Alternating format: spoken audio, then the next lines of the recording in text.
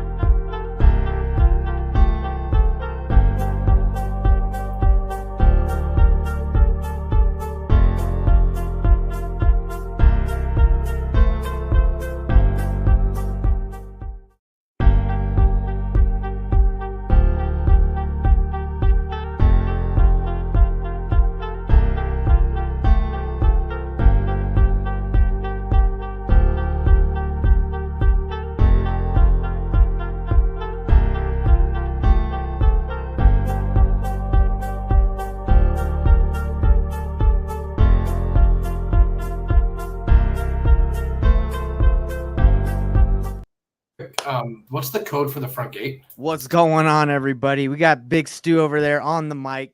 What's up, everybody? Lane, Nathan, Stewart's on the phone. What's going on, guys? Yo. Stewart's got a hot deal on the table right now. We're trying to get sold, and it just came in as we were going live right now. So we'll let him handle that. Yeah, Lane, I'll text you the code right now. My man is doing deals.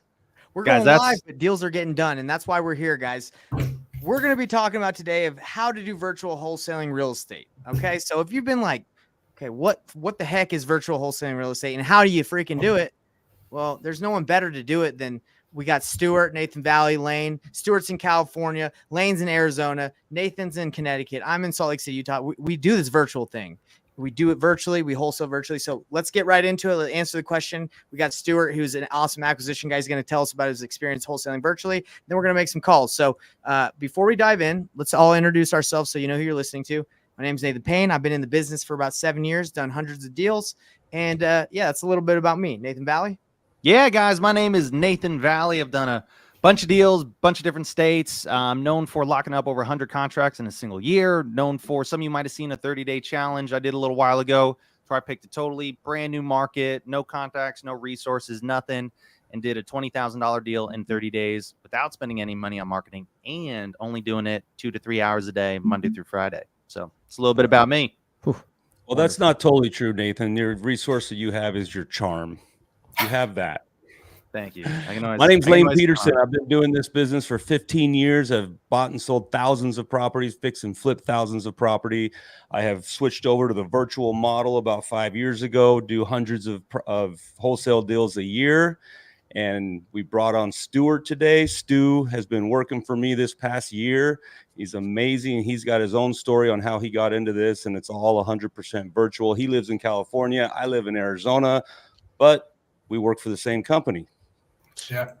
So yeah, I've been doing wholesale for about 3.5 years now. I was always doing telemarketing, doing like phone sales for about 15 years. And then had a buddy of mine that had a wholesale company, pulled me from the other spot, brought me over there. And then just recently I kind of just, ventured off and working with Lane now.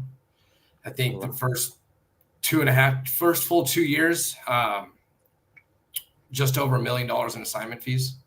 Love it. You better slow down. You better slow down. And it was all virtual. Virtual. Yeah, all virtual. All right. Well, everybody, now you kind of know who we are, and if you believe that this is worth your time to listen to, I would say yes, because we're going to not only go a little bit more in depth on what virtual wholesaling is, but we're going to make some calls virtually, right? Call people. They're not here with us right now, but we're going to try and get some people on the phone. So, first of all, what is virtual wholesaling? Lane, tell us in your opinion, what is virtual wholesaling? You are buying and selling homes over the phone. Do you ever have to go see the property, Lane?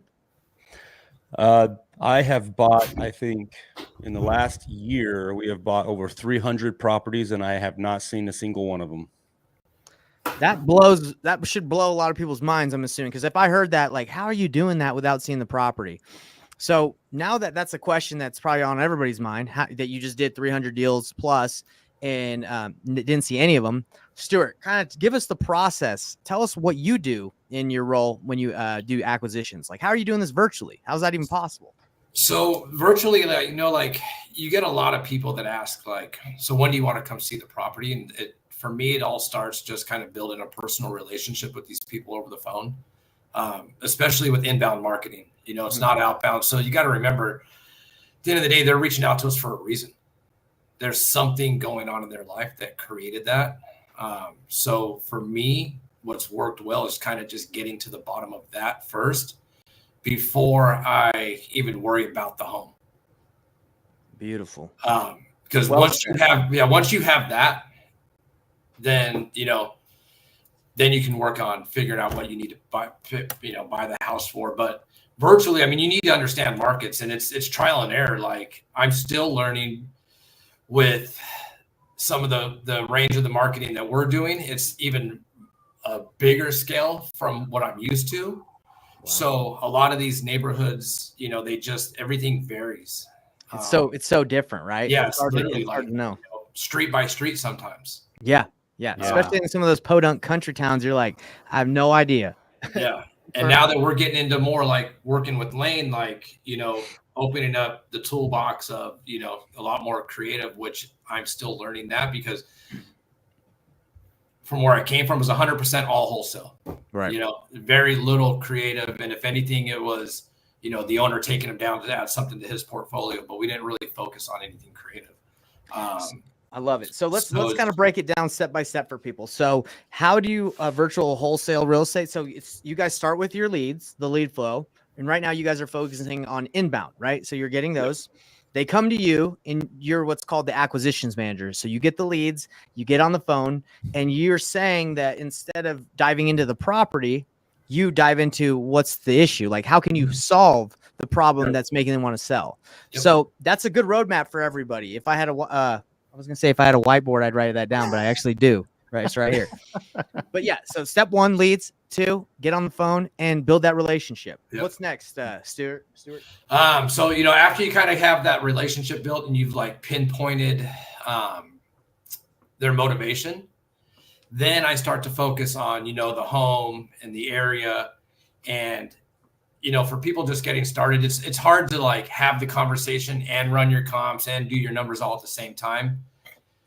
It's kind of like I've gotten good to where I have selective listening. So I'm just asking them open-ended questions so they can just talk while I'm doing my research on the neighborhood. If it's a smaller neighborhood, seeing if, what the best exit strategy is going to be, so I can determine where we're going to go with an offer. It's just, it really just comes down to that. Yeah, the big part of that is like what Stu is really good at, and what we really drive in is listening, right? You're listening because as you're trying to figure out like what you can offer, but you're listening on what the actual solution is. What is the best solution? Is it a cash offer? Is it creative finance? Is it just putting it on the market, going the novation route? Because there's not only one tool in your tool belt, right? You got to have multiple tools in your tool belt to help these sellers. Yeah. And that's the thing is like, like when you search for something, you go to, I know I do. I look 2 or 3 different companies, put in, a couple inquiries. People are the same way. And it's doing exactly the opposite of what most people do. And it's just like, people just get them on the phone and they start asking, what's the age of the roof? What's the age of the air conditioner? Like, just all the simple random questions, but like, bro, none of that matters. I rarely ask. I usually don't even ask those questions until I got the contract. Stu, I'm right there with you. When I do deals, sometimes I'll get it under contract and I'll just be like, wait, can you tell me? I forgot to ask you about the house. And when Dispo starts asking questions, they're like, hey, what's the age of the roof? How long is this? I'm like, I don't even know. Exactly. Dispo usually gets mad. They're like, dude, you didn't get that info. I'm like, bro, I got it done. I solved the problem. I got the contract. It's deep enough discounted. Just get the thing sold. Let's get the next one. But yeah, so, those, there's a lot of people out there that's all they focus on is just those questions, and it's just the robotic and when you could figure out how to get away from that and have just regular conversations with people, they feel more comfortable talking about, their divorce or they're going to lose the house or these things. And it's just, then the condition of the home really just kind of just takes a back. Right. Goes to the kind of the back burner. So you're building that rapport, you're finding the motivation first, and then you kind of dive into condition if necessary. Now, and now if they it is ask too much, necessary. and if they start asking too much, then you just kind of, hey, well, you told me you're about to lose the house next week. Your options are limited. You really can't have retail for the home. You got to be a little more realistic. Right. Right. No, that's all really good info. Let's Nate, do you have something you want to say? Yeah, I was gonna say one thing. The only deal I did locally was literally my very first deal. Everything's been virtual in markets, mostly that I did probably 50 plus deals before I even visited, the area. So everything's been virtual. Now, the big difference is probably 80% of what I was working with was outbound only. So prospecting. So a little bit tougher for sure.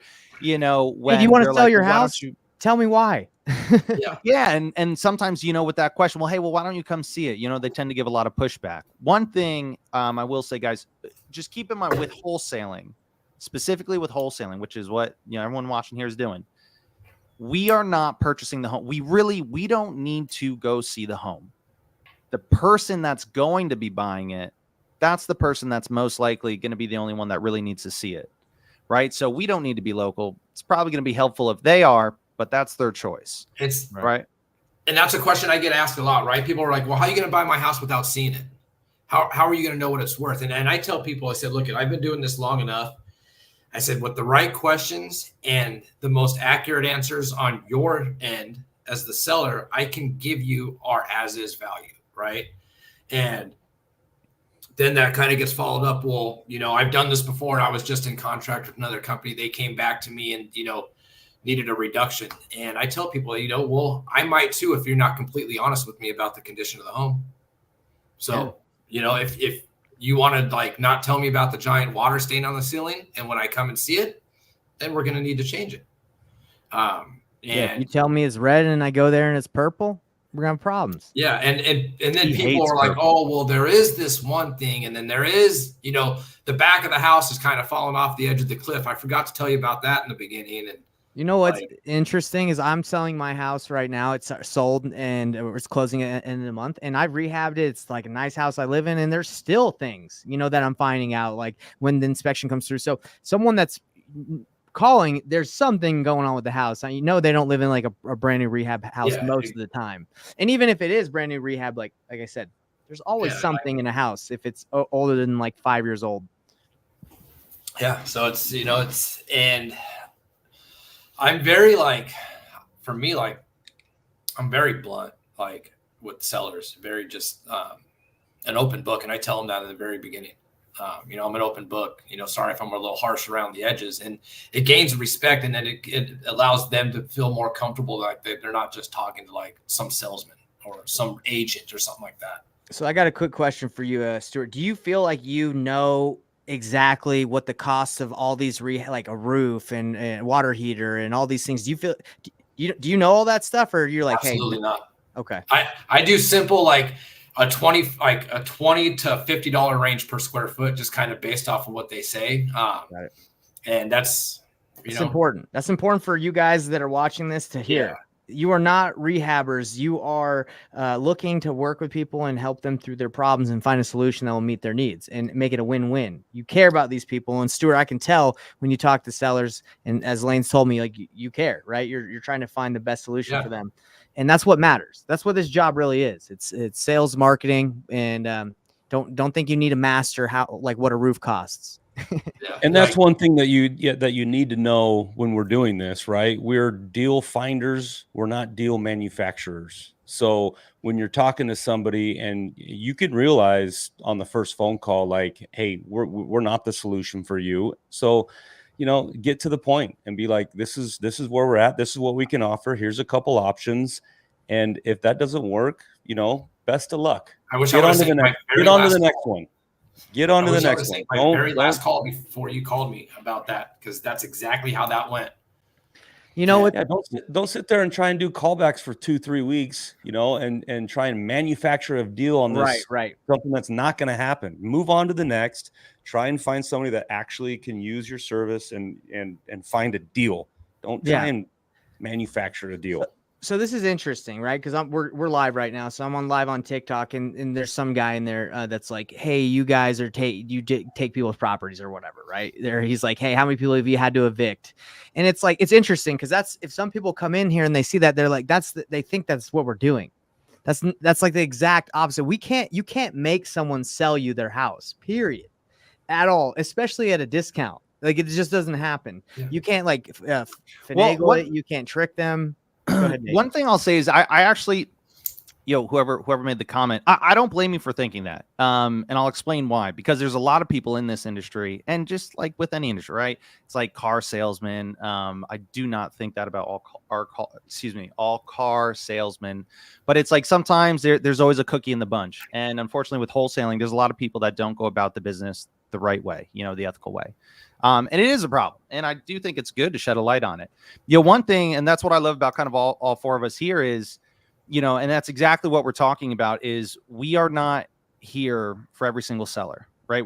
We are not everybody's solution. We serve a very niche customer. And the thing is we look for, hey, where are the people that have problems that only we can solve?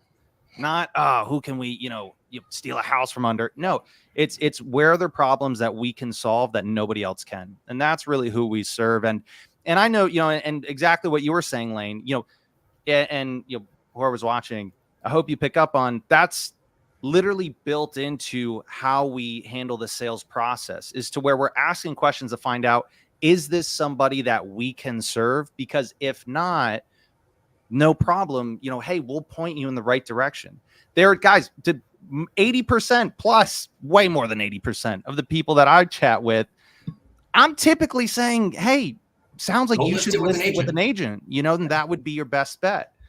And that's what they typically end up doing. But there's a small niche of people to where, it's a very, very unique scenario, very unique problem to where an agent can't help them. A friend can't help them. They can't listen to themselves, right? And it's problems to where only we can solve. Perfect example, that the house we made the most amount of money on this year, that we did a little while ago, the house we made the most amount of money on, the seller, she texted me, I think it was like 2 weeks later, and sent me a screenshot of her vision board thanking us for helping her through that situation and completing, like, this was part of her dream on her vision board for the year. That is what we do. Yeah. So I hope that kind of, my answer to like this guy in the chat, you're just taking advantage of people and just making money. Like my buddy that I used to work with, right, when I first got into this business, he used to have a saying. He's like, do you think, like, because people would always tell him the same thing, like, don't you like feel bad for taking advantage of people or making the money? And he'd be like, do you think Chase is going to feel bad when they come and foreclose on the old lady's house tomorrow? Or do you think Wells Fargo is going to, care about it? Absolutely not. He's like, so at least I'm helping her solve that issue, putting some money in her pocket and not just taking the house from her. Like, if she goes a week longer, Chase is just going to come and take it. Yeah. Yeah, exactly. Right. Like I've helped so many people that just didn't know what to do in that situation, get out of that situation. And we all have, right? So it's the niche. And that's what the thing is, like, on face value, like, people don't understand the niche we're serving. But if you guys dive in and listen to these calls we do, you see exactly who we can help and who we get off the phone with immediately. And the person we get off the phone with immediately is, yeah, I want $1 million and I don't need to sell right now. Like, okay, well, good luck. then I'm not the right solution for you, right? You have to know, telling people that. You have to know your value, right? I mean, there's a lot of people out there that give us a bad rap because they are out there trying to take advantage of people in tough situations, right? But I'm in this business because I get such reward out of it by helping people. Plus I can make a living at it. And, you got to know your value. You're there, again, not to take advantage of people, but if the ones that need to go full retail, you're not the solution. Or maybe you can go list it. But me as a wholesaler, I have understood my value, and my value, I change lives. I mean, I bring value to people's lives. Yeah. I mean, really, I mean, I can see the value that we bring because of how we operate our business. For me, there's no better feeling than letting them know all their options. Like, are you sure? You know, there's other options here. You could list it, you could keep it, you could flip it. And they're like, no, no, no. I just want this done ASAP. Let's just get it done. And you're like, okay, great. So it's like when you let them make the decision, you give them all their options. There's no better feeling when they pick the one that is best for them, and it works. It's a win-win. It works for both of us. So, You know, it's crazy. So I'm just sitting here looking at like our CRM, and I'm looking at, you know, the few dozen deals that we have under contract. Mhm. And I'm just like looking down the list of the ones that are my personal ones. And I'm like thinking that every one of these people have a unique situation that they could not get out of if it wasn't for them reaching out to us. There you Like go. every single one of these people have some kind of unique situation that only we were able to solve for them. Well, And let's that's- watch Stu do another one right now. Yeah, and I was just, just to bring it full circle back to the virtual wholesaling, guys, when you're, whether it's virtual or not, when you are talking with sellers, that is exactly what you're looking for. If you've wondered, whenever, you hear us or whoever talk about deals that we've done, deals that we've wholesaled, and when we tell the story behind it, it always sounds like, oh man, that's like such a specific situation. Of course that person needs your help. Exactly. Yeah. And so when you are reaching out to sellers, when you're talking with them, having a conversation, guys, I know if you've been watching this, my number one rule when it comes to sales, just one rule: genuinely care more about that person's outcome than they do. That's it. And I got that from Alex Ramosi. Thank you very much. But if you just keep that one thing in mind, and then you're looking for people that, hey, does this person have a unique problem that I can solve? If not, point them in a better direction if you know of one. So what time is it now, boys? Because you're solving their problem doing that. You're still giving them the value that they reached out to you for when you do that, because, hey, I can't solve it, but go over here and you could probably solve it that way. Now, do they listen? Maybe, maybe not. But you gave them the guidance, All right. It's Real time. estate Ring time. Real estate ring time, bro. Take All the right. phone. Let's call Tom. I really enjoy comedy, and like I love jokes, and I'm willing to do a lot for a good joke. And part of me is like, it'd be so funny to stage a call right now and just be like, hey, yeah, just put your signature right here. It'll be fun. Too funny. We don't take advantage of anybody. Hey, your house is Apologize if you guys can't. I don't have like fancy studio. I'm working from the home Put it on office. speaker. It is. Put it on speaker. Put it up to your mic.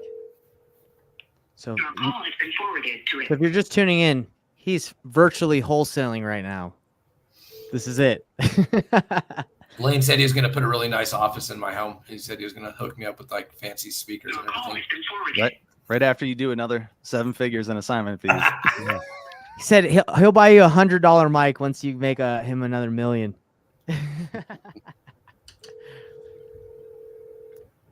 Get the Shure mic. It's a good one. Your call has been forwarded. No, Tom. And just Lane had the perfect definition of what is virtual wholesaling, right? Selling over the phone.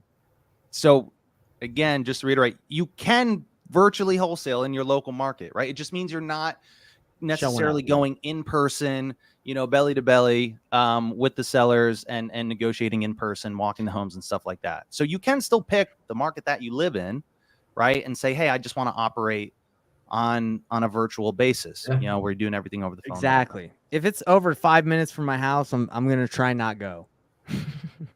What's crazy as I was thinking about this when you guys started talking about that, like, probably closing in on a little over 100 deals.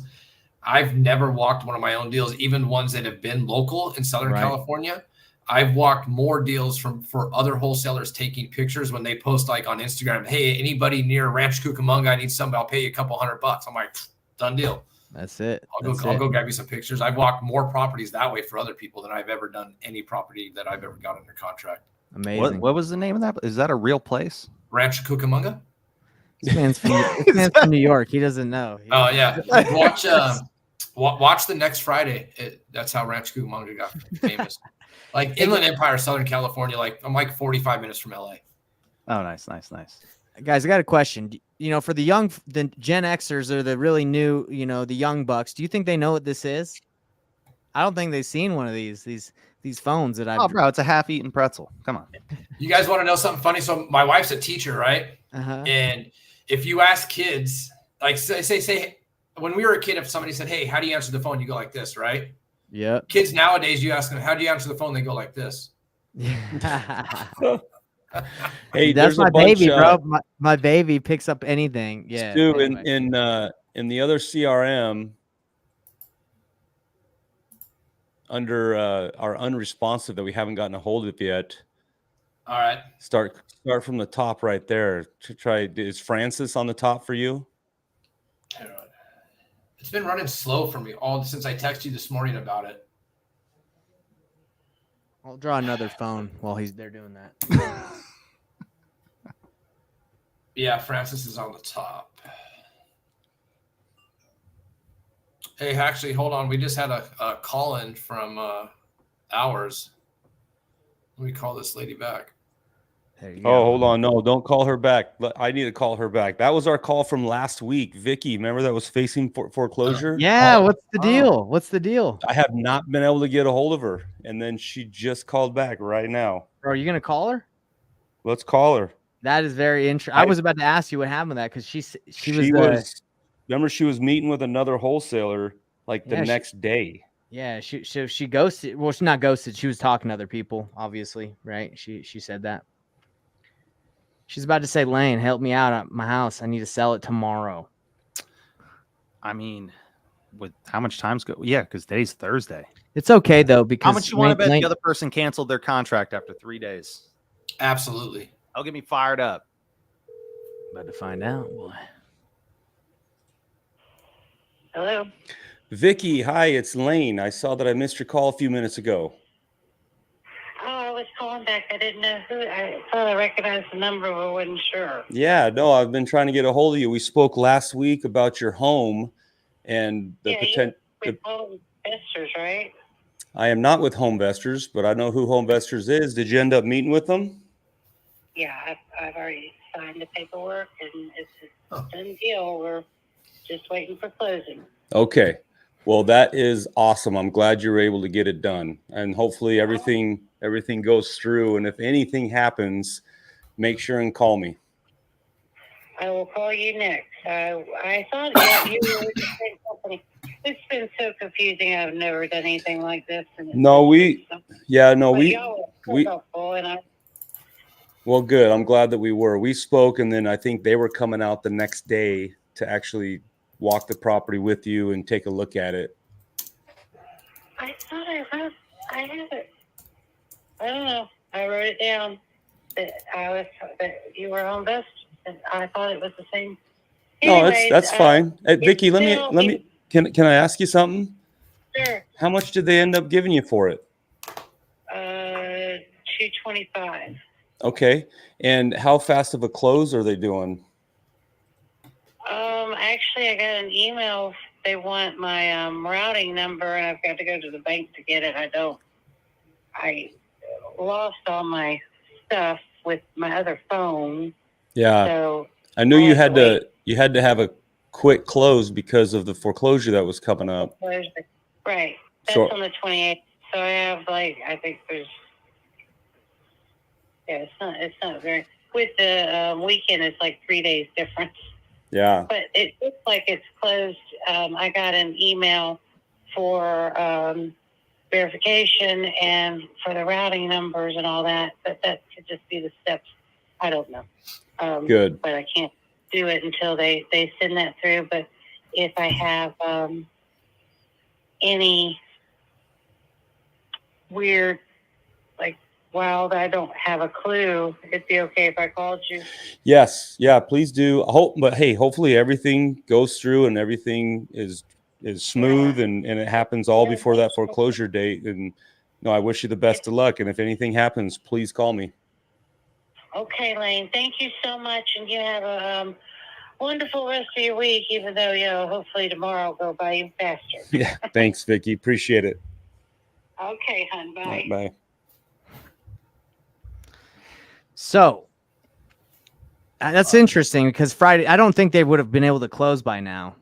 It's Well, you remember this lady, she was facing foreclosure and it was coming up on August 28th. So something had to happen quick. She either had to get a postponement to that foreclosure or get a contract and close it before August 28th. I just don't know if they can. Well, I don't. Obviously, you can close the deal as quick as possible, but she met with them Friday and it's Thursday today, so they would have had to close, get her to the title company to sign.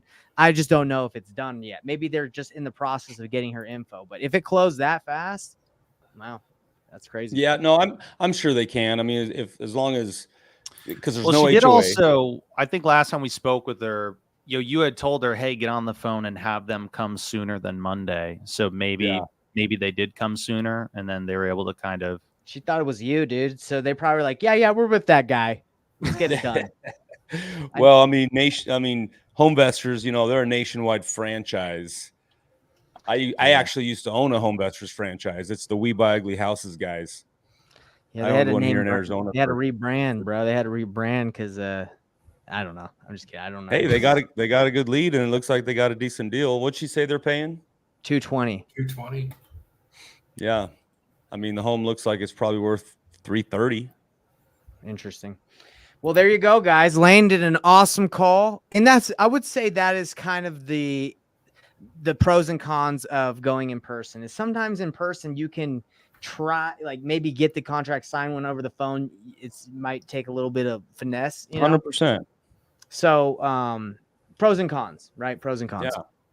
Yeah, and I would say like one of the just really blatantly clear pros as to why virtual versus because that is going to happen. Sometimes you will lose to the person that's able to go there in person. Like, no doubt about it.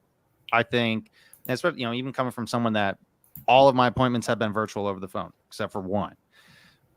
I would still say in person is more effective, but I could do 20, 30 calls in a day, compared to how many houses can you really, right? 2 or 3 if you're doing a good job. Yeah. Like 4. Again, if you got to think driving, you're going to be spending way more time, most likely. Danger of being on the road. You're in your office, you're safer. It all depends on your market, right? My backyard market is Phoenix, Arizona, and it is super, super competitive here. You got to spend a lot of money to compete with people for inbound leads when it comes to PPC, Google Ads, Facebook, all that sort of stuff. You're up against some big hitters that are spending hundreds of thousands of dollars a month in advertising, right? And so if you're just starting out and it's super hard to compete with that. So if you're in a market that's not very competitive and you can do your own backyard market, then that's okay, right? That's it. Well, there you go, guys. You got a taste of everything today. You got a taste of the ring. You got a taste of the how to do virtual wholesaling real estate. Stu called. Lane called. I think we're good, guys. Until next time. Sometimes they answer, sometimes they don't. That's just the nature of the beast. And Cookie crumbles. Well, Stuart, I hope to have you back on, man. It was a pleasure having you on here, and it was fun hanging out. Yeah. All right, guys. Well, contracts. If you guys got nothing else to say, we'll see you next real estate ring next Thursday, next week. Thanks, guys.